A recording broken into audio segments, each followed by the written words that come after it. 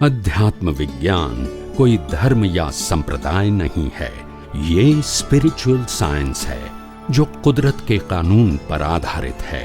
ये विज्ञान पूरे ब्रह्मांड के सभी रहस्यों को उजागर करता है और जीवन के सभी पहलुओं को समझने के लिए एक नई दृष्टि देता है। इसी को आर्ट ऑफ विजन कहते हैं, दुनिया को देखने की एक नई दृष्टि, जो अध्यात्म विज्ञानी परम पूज्य स्वामी श्री कमलेशानंद जी के निर्देशन में सनातन सत्य का अनुसंधान कर हमारे जीवन को प्रकाशित करे। जय सच्चिदानंद। સનાતન સત્ય એટલે કાયમનું, રિલેટિવ સત્ય એટલે ટેમ્પરરી, જેની શરૂઆત પણ હોય અને અંત પણ હોય, એ બધું રિલેટિવ સત્ય. જે વ્યક્ત કરનારો જન્મે જીવે ને મરે એને સ્થાપેલો ધર્મ પણ ટેમ્પરરી, એને સ્થાપેલો, પણ એને સનાતન ધર્મ વ્યક્ત કર્યો હોય તો એ ધર્મ ટેમ્પરરી નહીં, એ ટેમ્પરરી પણ ધર્મ સનાતન. કારણ કે એ સનાતન ધર્મ કહે છે, એને સ્થાપેલો ધર્મ કહેતા નથી. સમજાય છે? એટલે સનાતન ધર્મ જેની બિગિનિંગ જ ના હોય, શું ના હોય, પણ મહાપુરુષો સમય સમય આ યુનિવર્સલ ટ્રુથ સાયન્સ ને અનુભવી અને દુનિયાને વહેંચે છે. અને વહેતી વખતે પણ ખાસ ધ્યાન રાખે, એમની વાણીમાં ક્યારે એવું ના હોય કે આ જ્ઞાન, આ ધર્મ, આ વિજ્ઞાન મારું છે, એવું ક્યારેય ના હોય. મારું બોલે એટલે રિલેટિવ સત્ય થઈ ગયું, અનુભવ થયેલો છે મને, પણ મારું નથી. ભગવાન મહાવીરને કેવળ તેમનું આખું બ્રહ્માંડ દેખાય, પણ એ મહાવીરનું બોલતા નથી. દાદા ભગવાનને 1958 માં બ્રહ્માંડ દેખાય, પણ બ્રહ્માંડ દાદા ભગવાનનું બોલતા નથી. યસ કે નો? ખ્યાલ આવ્યો? અત્યારે હું આ સુરતમાં ફરી આવું, આખા સુરતમાં, અને અમદાવાદમાં વર્ણન કરું કે સુરત આવું છે, આવું છે, એ મારું કે હતું એ મેં જોયું, બોલતા નથી. એ જ્ઞાન મારું કહેવાય, પણ લોકોને વ્યક્તિના જ્ઞાન જોઈએ છે, સનાતન નથી જોઈતું. સમજાય છે? એટલે પછી પૂછાય છે, કારણ કે વ્યક્તિનું જ્ઞાન હંમેશા ઓપિનિયન કહેવાય. સનાતન સત્ય વ્યક્તિનું નથી, કુદરતના કાનૂન પર આધારિત છે, એટલે ઓપિનિયન ના કહેવાય. વ્યક્તિનું જ્ઞાન ઓપિનિયન જ હોય, પછી ભલે શુભ હોય પણ શુદ્ધ ના. આવું આધ્યાત્મ વિજ્ઞાન કે જે તમને બધાને સાંભળવા મળે છે, કંઈક પુણ્ય હશે ત્યાં વિજ્ઞાન સાંભળવા મળે છે. કારણ કે આ વિજ્ઞાન એ કળિયુગમાં અપવાદ રૂપે હોય. કેવું હોય? નિયમ રૂપે. અને નિયમ રૂપે ન હોવાનું એક જ કારણ અનુભવી નથી હોતા. કારણ શું છે? દરેક વ્યક્તિ પરંપરાગત જ્ઞાનને રજૂ કરે, ધર્મગુરુ, કે ભાઈ અમારા ગુરુ આ કહી ગયા, અમારા શાસ્ત્રોમાં આ કહી ગયા, એ જ બચારે કે યસ કે નો? એ પરંપરાગત જ્ઞાન કહેવાય. પરંપરાગત. સાચું જ્ઞાન વ્યક્ત કરવા માટે, સનાતન જ્ઞાન વ્યક્ત કરવા માટે અનુભવ જોઈએ, નોલેજ ના જોઈએ, બુક્સ નોલેજ ના જોઈએ, ફિઝિકલ એક્સરસાઇઝ નું જ્ઞાન ના જોઈએ. એ જ્ઞાન હોય એને દર્શન કહેવાય. શું કહેવાય? દર્શન. બ્રહ્માંડના રહસ્યોને ખુલ્લું કરવાનું દર્શન. એમને ખુલ્લું થયું અને જગત સમક્ષ ખુલ્લું કરે, બસ. અને દુનિયાના લોકોને પણ એ જ કે તમારે આ જ દર્શનને સમજવાનું, ઉપયોગ કરવાનું, અનુભવ કરવાનું અને બીજાને વહેંચવાનું. કારણ કે આ વિજ્ઞાન તો કુદરતનું છે, વ્યક્તિનું. પણ વ્યક્તિનું હોય તો પરમિશન વગર બોલાય, બોલતા નથી. હું તમને તેને પાકું કરાવું છું. ડિફરન્સ ઓફ સનાતન એન્ડ સંપ્રદાય. સમજાય છે? સાંપ્રદાયિક જ્ઞાન પરમિશન વગર બોલી શકાય.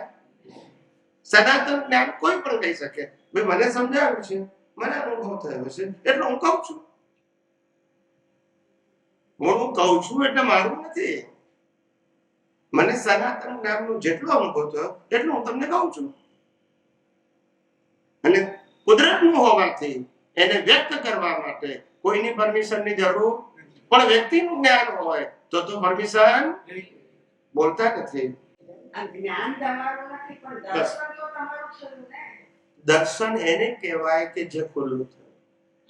જ્ઞાન ખુલ્લું ના થાય. તમે સુરત જોયું ને પછી વડોદરા જઈને વર્ણન કર્યું તે દર્શન તો તમારું થયું. હા, પણ એ સુરત હતું તારે ને, પણ ના હતું. ના હોય એમ બ્રહ્માંડ હતું, બ્રહ્માંડના નિયમો હતા, એ જ મેં રિયલાઇઝ કર્યા. એટલે મારા તો ના કહેવાય ને. એ બરાબર છે પણ મેં તો વ્યક્ત કર્યા. હું શું સમજવા માંગુ છું કે દર્શન તમારું થયું. હવે મેં બી સુરત જોયું ને હું પછી અમદાવાદ જઈને વર્ણન કરું તે દર્શન જુદું હોય પાછું. હોઈ શકે, પણ તમે જાતે જોયું છે ને. પ્રશ્ન એ છે કે અનુભવેલું બોલે એને દર્શન કહેવાય, અનુભવ્યા વગર બોલે સાંભળેલું વાંચેલું એને પુસ્તકનું જ્ઞાન કહેવાય. દર્શન જુદું જુદું હોઈ શકે. મેં બી સુરત જોયું. દર્શન જુદું ના હોય, દર્શનનું લેવલ જુદું. દાખલા તરીકે મેં સુરત જોયું, તમે જોયું, અમને જોયું, એ જે વર્ણન કરે વર્ણન જુદું હોય પણ પ્રિન્સિપલ તો એક જ હોય. ખોટું ના બોલે. મેં જે મકાન જોયું એ મકાન કાંઈ વર્ણન જુદું કરું, તમે બીજા એંગલથી કરો, તમે ત્રીજા એંગલથી કરો, પણ જે જોયું એ જ તમે કહો છો. અને પેલા તો સાંભળેલું ને વાંચેલું છે, જોયેલું તો એટલે એનું એક્ઝેક્ટ કેવી રીતે હોઈ શકે? ખ્યાલ આવે? જેને જોયું જ નથી, દર્શનમાં જોયું એટલે અનાદિકાળથી આવું થયું છે. મુક્ત પુરુષોએ ક્યારે પોતે જે જ્ઞાન જગતને આપ્યું એની ક્યારે માલિકી નથી કરી. કેવી રીતે કરી શકે? પહેલો પ્રિન્સિપલ એ છે કે શરીરને જ્ઞાન હોય જ નહીં. જો શરીરને જ્ઞાન હોય તો બળાય નહીં. બોલતા નથી. મહાવીરને પણ બાળ્યા કારણ કે મહાવીરના શરીરમાં જ્ઞાન નતું. જ્ઞાન હોય તો બળાય? બોલતા નથી. રામકૃષ્ણને પણ બાળ્યા કારણ કે શરીરમાં જ્ઞાન નતું. શરીર દ્વારા જ્ઞાન વ્યક્ત થાય.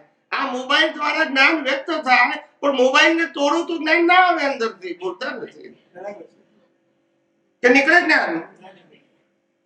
તો this is a instrument, this is also instrument. આપણે તો ઇન્સ્ટ્રુમેન્ટ જ્ઞાની માનીએ છીએ. આ જ્ઞાન હોય તો બાળો છું કેમ થશે? ના સમજાય. પણ સેન્સમાં કોમન સેન્સ નથી. વિચારતું જ નથી કોઈ. અલ્લાહ કી કુણી જેવું આગે સે ચલી આવી. વિચારવાનું જ નહીં ને. મારા જેવો ચોખ્ખું બોલે ત્યારે કેટલાકને સારું લાગે ને કેટલાકને આઘાત લાગે. શું કરવું? કારણ કે એના ઉપર બેઠેલા હોય તો ખસેડ દો, આધાર ખસેડ દો તો લાગે તો ખરું. કેટલા અવતારનું અજ્ઞાન એક અવતારનું છે. અને લૌકિક લોકોએ આ રિલેટિવ સત્ય પાકું કર કર્યું. ત્યારે અમારે આ વિજ્ઞાન જે સનાતન છે એ જેમ છે તેમ ખુલ્લું કરવું પડ્યું. કોક તો કરનારો જોઈએ ને. રિલેટિવ સત્યની વાત તો બધા કરશે, સનાતન સત્ય કોણ બોલશે? અને એટલું ધ્યાન રાખો, પહેલું સનાતન સત્ય બોલવું એના માટે સૌથી પહેલા અનુભવ જોઈએ, અને બીજું જોઈએ આત્મવિશ્વાસ, સેલ્ફ કોન્ફિડન્સ. તે સિવાય બોલાય? કારણ કે આ જગતની અંદર રેકોર્ડ થાય છે, લાખો લોકો સાંભળે છે ટીવી અને યુટ્યુબના માધ્યમથી. માટે તમે જવાબ પણ આપવો પડે તમારે. સમજાય છે? ખાનગીમાં બોલવું એ જુદી વસ્તુ છે, જાહેરમાં બોલવું જુદી. જાહેરમાં બોલવા માટે સેલ્ફ કોન્ફિડન્સ જોઈએ. એમને બોલાય એટલે સેલ્ફ કોન્ફિડન્સ અને ખુમારી એક જ વસ્તુ છે? નજીકની વસ્તુ કહેવાય. સેલ્ફ કોન્ફિડન્સ એટલે આત્મવિશ્વાસ કહેવાય. ખુમારી તો વ્યવહારમાં પણ હોઈ શકે. એટલા માટે મેં બંનેને નજીક ના કીધા, ઇક્વલ ટુ ના કીધા. ખુમારી તો વ્યવહારમાં હોઈ શકે. મારે યુદ્ધ કરવું છે તો ખુમારી હોઈ શકે મારી, અને આત્મા સાથે. એટલા માટે આપણે સેલ્ફ કોન્ફિડન્સ કીધું. એટલે બહુ જ જેને કહેવાય ને કે આવું અદ્ભુત વિજ્ઞાન એક એક સમયે, એક એક સંજોગોમાં, એક એક માન્યતાઓની અંદર આપણે કેટલા બધા સમજણમાં ખોટા છીએ એ ખબર પડે છે. જે મન વચન કાયા કર્મ ભોગવવાનું સાધન માત્ર છે, એ જ મન વચન કાયા દ્વારા થતી ક્રિયાને પાછો પુરુષાર્થ માનીએ છીએ. કેટલી ભ્રાંતિ! હવે આ ભ્રાંતિ કોણ તોડે? ધર્મકૃત તોડે નહીં. ધર્મકૃત મજબૂત કરે કે તમે આ નથી કરતા, આ નથી કરતા, આ તો કરવું જ જોઈએ. એ તોડે નહીં, ઉલટું શું કરે? શું કરે પણ હવે? કારણ કે એ લોકોનો માર્ગ રિલેટિવ સત્યનો છે. એમાં એ લોકો ખોટા નથી. They as per the gradation they are correct. નક્કી આપણે કરવું છે કે મારે સ્કૂલમાં ભણવું છે, કોલેજમાં ભણવું છે કે master degree. there are 3 division. કારણ સ્કૂલની અંદર માનવ ધર્મ છે, કોલેજની અંદર સાંપ્રદાયિક ધર્મ છે અને પીએચડી માં અધ્યાત્મ છે. હવે યુ ડિસાઇડેડ કે મારે શું ફોલો કરવું છે. સ્ટાન્ડર્ડ કોઈ ખોટા હોતા નથી. સમજાય છે? સ્ટાન્ડર્ડ નથી ખોટા હોતા, પણ એક સ્ટાન્ડર્ડ જે તે સ્ટાન્ડર્ડનું જ્ઞાન આપે છે. એ અલ્ટિમેટ જ્ઞાન નથી આપતું. પીએચડી ને સ્ટાન્ડર્ડ નથી કહેવાતું, આઉટ ઓફ સ્ટાન્ડર્ડ કહેવાય. બધું ભણ્યા પછી પીએચડી કહેવાય. સમજાય છે? સપ્તકમાં 2-3 વસ્તુ અલગ અલગ સમયે એક્સપ્લેન થયેલી છે. સપ્તક એટલે 7 વસ્તુ. એમાં ક્રોધ માન માયા લોભ ચાર અને મન વચન કાયા એ 7 વસ્તુ. આવું પણ છે. અને બાળપણ, યુવાની, બુઢાપણ અને ક્રોધ માન માયા એવું પણ છે. જેમ કેવું એમ કહી શકાય. પછી 4 પ્રકારના ધ્યાન: આર્ત ધ્યાન, રૌદ્ર ધ્યાન, ધર્મ ધ્યાન ને શુક્લ ધ્યાન અને મન વચન કાયા. એવું એટલે બધું ગમે તે કોમ્બિનેશન. એમને કવિરાજે પોતે ખુલાસો કોઈ જગ્યાએ નથી કર્યો. દાદા ભગવાને કર્યો છે આવું 2-3 જગ્યાએ. એ હું તમને કહું છું. એટલે એની કોઈ સ્ટાન્ડર્ડ ડેફિનેશન નથી. પણ તમે, હું એવું માનું છું મારી દ્રષ્ટિએ કે આર્ત ધ્યાન, રૌદ્ર ધ્યાન, ધર્મ ધ્યાન ને શુક્લ ધ્યાન, આ 4 પ્રકારના ધ્યાનથી કર્મ બંધાય છે, જન્મ મરણ થાય છે. અને એમાં સેન્ટરમાં સાધન તરીકે છે મન વચન. સમજાય છે? એટલે સપ્તકમાં સમાવું આ સ્વાદ શ્રુતિનું છે. સમાવું એટલે શું? આ સપ્તક છે એને સમાઈ દેવું. સમાવવાનો મતલબ હવે આ કુદરતને સોંપી, આમાંનું કશું આપણું નથી. આ સ્વાદ શ્રુતિનો છે એટલે શ્રુતિનો, આ સ્વાદ શ્રુતિનો છે. શ્રુત શબ્દ છે. શ્રુત એટલે સાંભળેલાનો સ્વાદ. સાંભળેલું છે મેં કે આ આર્ત ધ્યાન, રૌદ્ર ધ્યાન, ધર્મ ધ્યાન, શુક્લ ધ્યાન, મન વચન કાયા આ બધું પ્રકૃતિનો સ્વભાવ છે. શેનો સ્વભાવ છે? પ્રકૃતિ. પણ પ્રકૃતિના 2 ભાગ, એક પરિણામવાળી પ્રકૃતિ અને બીજી પુરુષાર્થવાળી પ્રકૃતિ. પુરુષાર્થવાળી પ્રકૃતિમાં શું આવે? આ આર્ત ધ્યાન, રૌદ્ર ધ્યાન, ધર્મ ધ્યાન ને શુક્લ ધ્યાન આવે. પરિણામવાળી પ્રકૃતિમાં આવે ક્રોધ માન માયા લોભ. ક્રોધ માન માયા લોભ પુરુષાર્થ ના કહેવાય, પરિણામ કહેવાય. આર્ત ધ્યાન, રૌદ્ર ધ્યાન, ધર્મ ધ્યાન, શુક્લ ધ્યાન થી કર્મ બંધાય. પેલાથી કર્મ ઓકલે. સમજાય છે? એટલે તમારે જે રીતે લેવું લીધું, કોઈ સ્ટાન્ડર્ડ નથી કીધું. કવિરાજ પોતે બોલ્યા નથી. એટલે હું એવું ના કહું કે આ જશે અથવા નહીં, પણ હું તો એઝમ્પશન કરીને તમને કહું છું. કારણ કે આ પદના આધારે મારે કહેવાનું, એટલે હું તમને એવું ના કહી શકું કે આમ જ છે.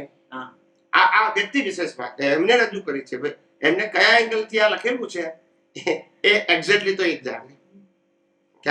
અને પછી આગળની લીટી છે જે વાંધા ને વચકા સૌ અજ્ઞાન માન્યતાઓ એને દીધી ઉડાવી. કારણ કે પછી વાંધા વચકા કરવાનો કોઈ મતલબ જ નથી ને. જયારે ક્રોધ માન માયા લોભ ની અવસ્થા માત્ર કુદરતી રચના છે. પછી વાંધા વચકાની જરૂર ક્યાં છે? વાંધા વચકા અને અજ્ઞાન માન્યતા એને દીધી ઉડાવી. કેમ? કારણ કે આ બધું આજે ક્રોધ માન માયા લોભ જે પ્રકૃતિને થાય છે એ શું છે? કુદરતી રચના છે. ક્રોધ માન માયા લોભ એ પ્રકૃતિનો સ્વભાવ છે ને મન વચન કાયની અવસ્થા માત્ર પછી આપણો સમર્પિત. આર્ત ધ્યાન, રૌદ્ર ધ્યાન, ધર્મ ધ્યાન, શુક્લ ધ્યાન એ ઇનવિઝિબલ છે, એ પુરુષાર્થ છે. વિઝિબલ છે એ શું કહેવાય? પરિણામ. ઇનવિઝિબલ છે સમજાય ને? પુરુષાર્થ જોઈ શકાય ને પરિણામ. આ બધા સિદ્ધાંતો વારે ઘડીએ ભૂલી જાઓ છો. આ ક્રોધ માન માયા લોભ તો દેખાય, વિઝિબલ છે, એ કુદરતી રચના. આર્ત ધ્યાન, રૌદ્ર ધ્યાન, ધર્મ ધ્યાન, શુક્લ ધ્યાન અંદર થાય છે, ઇનવિઝિબલ છે. એ પુરુષાર્થ છે. પુરુષાર્થ હંમેશા ઇનવિઝિબલ હોય, પરિણામ વિઝિબલ હોય. વાંધા ને વચકા બુદ્ધિ કાઢે છે. હા, એને સંજોગને એક્સેપ્ટ કરતું નથી અથવા કરવા દેતું નથી. આ 7 વસ્તુઓમાં બી પાછો વાંધા વચકા કારણ કે અવસ્થા રૂપે છે. અવસ્થા રૂપે દેખાય છે આપણી પ્રકૃતિમાં અને બીજાની પ્રકૃતિમાં. એમાં તો વાંધા વચકા કાઢે છે અજ્ઞાન માન્યતાથી. એટલે અજ્ઞાન માન્યતા ઉડાડતી હતી, આ વાંધા વચકા ઉડાડે એટલે ખ્યાલ કઈ ઉડાડી કે આ બધી જ અવસ્થાઓ છે, ક્રોધ માન માયા લોભ રાગ દ્વેષ અને મન વચન કાયાની બધી અવસ્થા શું છે? કુદરતી રચના છે. પછી વાંધા વચકા કાઢે કે રચના જ કુદરતની છે અને મહત્વની વસ્તુ એ શરીર જ કુદરતનું છે. અજ્ઞાન એટલે કે કુદરતી કાનૂનને કુદરતી રચનાને ના સમજ્યા હોય ને એ પ્રમાણે અવસ્થામાં એનું તન્માયાકાર થઈ જાય. હા, પણ એ એપ્લિકેશન ના થઈ હોય એ અજ્ઞાન છે. એને એ જ લીધે વાતાવરણ વચકા નીકળે. આ દુનિયામાં બે જ પ્રકારના અજ્ઞાન છે, એક જ્ઞાન રૂપે, બીજું દર્શન રૂપે. બે જ અજ્ઞાન છે. જ્ઞાન રૂપે હું કોણ છું તે, દર્શન રૂપે મારા સિવાય કોણ છે અને કોણ ચલાવે છે તે. કરે છે કોણ એ સમજે તો ઉકલે કાયમી કોયડો. ચલા કરામત ઉદગલી મેળો, એવું છે ને કે હા, બરાબર. એટલે કરે છે કોણ એ સમજે એ નથી સમજાતું. હું કરું એ, હું કરું તું કરે તેવો કરે એ અજ્ઞાનતા છે. પણ કોણ કરે છે? તો કે કુદરત કરે છે. તો પછી રાગ દ્વેષની જરૂર નથી, આર ધ્યાન રૌદ્ર ધ્યાનની જરૂર નથી. કરે છે કોણ એ સમજે એટલે તો આપણે કીધું કુદરતી રચના બોલો એટલે કલાક ફિનિશ થઈ ગયું, પછી કોઈ કમ્પ્લેન જ નહીં ને. સકટનો ભાર જે શ્વાન તાણે. હા, તો શ્વાન તાણે એટલે શું? શ્વાન એટલે કોણ? કૂતરો. શ્વાન એટલે ખરેખર કોણ? તે દાદા ભગવાન એક્ઝામ્પલ આપ્યું, સકટનો ભાર જેમ શ્વાન તાણે એટલે શું? તો કે છે કે બળદગાડું હતું ને બળદગાડા નીચે કૂતરો હતો. તે કૂતરા આમ ચાલતો હતો નીચે નીચે, પછી થોડી વાર આમ જોયું તો કે આકાશ, આખું આકાશ મારા ઉપર છે કે છે. સકટનો ભાર છે. એને એવું લાગે કે હું ઉલટું છું. તારે કીધું કે આ મન વચન કાયની અવસ્થા માત્ર કુદરતી રચના છે, તારે એની સાથે કોઈ લેવા દેવા નથી. શું કામ કે છે કે મને સારા વિચાર આવ્યા, ખરાબ વિચાર આવ્યા, હું સારું બોલ્યો, ખરાબ બોલ્યો, સારા વર્તન કર્યું, સારું વર્તન કર્યું, કે બીજાએ સારું ખરાબ કર્યું, એમાં હું કામ પડે છે? કુદરતી રચના જોયા કે ને ભાઈ, શું કામ ભાર ઉચકે છે? તારો કે બીજાનો ભાર શું કામ ઉચકે છે? તું તો ચેતન, અવિનાશી અને અનંત શક્તિ વાળો એવો શુદ્ધાત્મા છું. આ પ્રકૃતિનો એક પણ ગુણ તારામાં નથી, તારો એક પણ ગુણ ગુણે કરી બંને સર્વથા ભિન્ન છીએ. આ તો સામીપ્ય ભાવને લઈને ભ્રાંતિ ઉત્પન્ન થાય છે. નજીક આવવાથી ભ્રાંતિ ઉત્પન્ન થઈ છે કે આવું છું કે આવું છું, આવું છું કે આવું છું, આવું થઈ ગયું. સામીપ્ય ભાવ. ક્રોધમાન માયેલો છે, નવા બી બંધાય. હા, પણ નીકળે ત્યારે કુદરતી રચના કહેવાય, બંધાય ત્યારે એને આર્ત ધ્યાન રૌદ્ર ધ્યાનનો ભાગ કહેવાય. અને આર્ત ધ્યાન ને રૌદ્ર ધ્યાન વ્યક્ત થાય ત્યારે ક્રોધમાન માયાલોભથી થાય, અને ધર્મ ધ્યાન વ્યક્ત થાય ત્યારે ધર્મ ધ્યાન થાય ત્યારે શુભ ક્રિયા કરે. ખ્યાલ આવે? અને શુક્લ ધ્યાન હોય ત્યારે શુદ્ધાત્મા માટે. અને વ્યક્તિને કી ગુણો કયા ને પણ એક આપણે કીધું કે સામે ભાવને લીધે થાય. એટલે અવસ્થા જેવી આવી એટલે ક્રોધ આવી ગઈ. ના, અવસ્થા આવી એટલે ક્રોધ ના આવ્યો. ક્રોધ તો આવવાનું નક્કી જ હતું જન્મ્યા પહેલા જ. પણ એ ક્રોધ આવ્યો એમાં ભળ્યા એટલે જે પિક્ચર હતું એ જીવતું થઈ ગયું. કારણ કે પિક્ચર ડ્રામા હતો, રેકોર્ડેડ હતું, પણ તમે રેકોર્ડેડ નથી, તમે જીવતા છો. તમે ભરી ગયા એટલે પિક્ચર શું થઈ ગયું? જીવતું થઈ ગયું. સહી કરી દીધી એમાં. સવાલ જ નથી ને. પિક્ચર તો આ આખી life is a pre played drama, pre program drama. Life બધાની ડ્રામા છે, સમજાય છે? એમાં ભળે તો જીવતો થઈ જાય, નહીં તો નાટક. ખ્યાલ આવી ગયો? આપણે નાટકમાં કોઈ રામ બને, કોઈ સીતા બને, કોઈ રાવણ બને, કોઈ લક્ષ્મણ બને, બને કે ના બને? પણ જેવું નાટક પતી જાય એટલે પૈસા લઈને ઘેર જાય બચારા. ખ્યાલ આવે? રાવણનું ના આપણે, નામનું ના આપણે કોઈ ઘેર જઈને આપણે ઘરવાળા એમ કે પૈસા શું, પગાર કેટલા એ બતાવો કે નાટક જે કરી આયા, અમારે લેવા દેવા. આટલું કે નહીં?